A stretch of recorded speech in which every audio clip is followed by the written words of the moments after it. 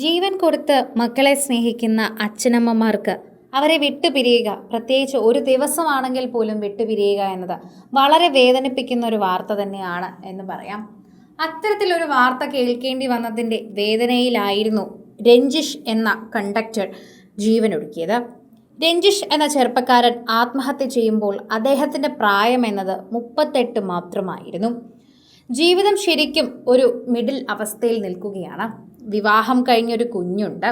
കുഞ്ഞുമായി സന്തോഷത്തോടെ ജീവിക്കുന്ന രഞ്ജിഷിൻ്റെ ജീവിതം.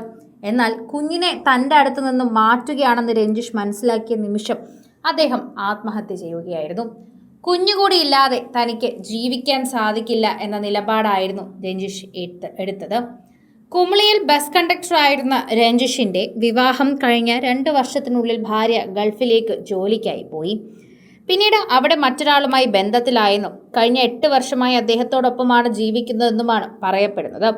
ഈ കാലയളവിൽ മകനെ ഒരു കുറവും അറിയിക്കാതെ സ്വന്തം മാതാപിതാക്കളുടെ സഹായത്തോടെ രഞ്ജിഷ് പൊന്നുപോലെ വളർത്തി. എന്നാൽ പിന്നീട് കോടതി ഉത്തരവ് നേടി ഭാര്യ കുഞ്ഞിനെ തന്റെ കൂടെ കൊണ്ടുപോയി. 8 വർഷമായി ജീവനേക്കാൾ വിലമതിച്ച് വളർത്തിയ മകനെ നഷ്ടപ്പെട്ട വേദന താങ്ങാനാകാതെയാണ് രഞ്ജിഷ് ഈ കടുങ്കൈ ചെയ്തതെന്ന് പറയപ്പെടുന്നു.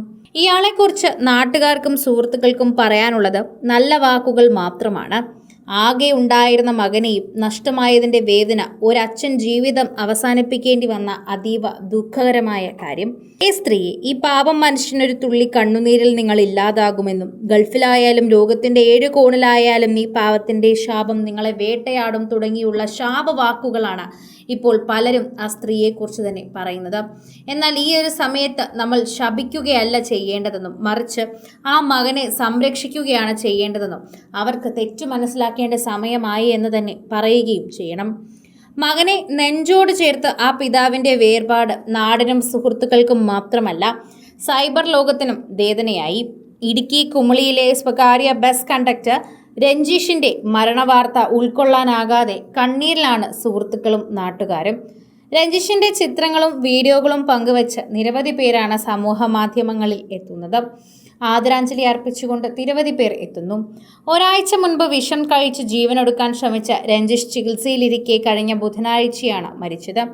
കോഴിമലയിൽ മകനും മാതാപിതാക്കൾക്കുമൊപ്പമായിരുന്നു താമസം. 6 വർഷം മുൻപ് ജോലിക്കായി ഭാര്യ ഷാർജയിലേക്ക് പോയതോടെയാണ് രഞ്ജിഷും മകനും മാത്രമായത്. പിന്നീട് ഭാര്യ മറ്റൊരാളുമായി ബന്ധത്തിലായെന്നും രഞ്ജിഷുമായുള്ള ബന്ധം ഉപേക്ഷിച്ചെന്നും കുടുംബം തന്നെ പറയുകയാണ്.